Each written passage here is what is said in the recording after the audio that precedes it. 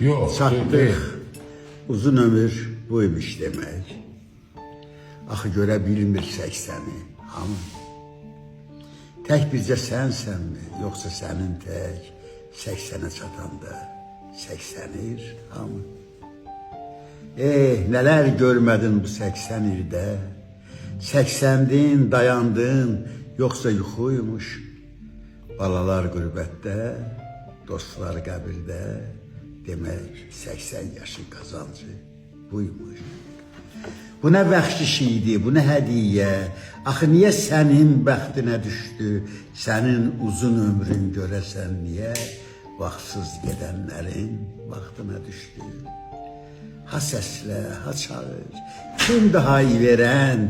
Otur dizlərini qucaqla, ağla.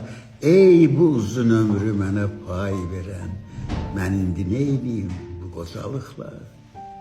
Yox, yorma özünü, illəri sayma, bacarsan bu 80 yaşını aldat. Biraz qat başını cızma qarayla, biraz nəvələrlə başını aldat. Gözündə eynək yox, əlində əsa, ağlın başındadır, şükür Allaha.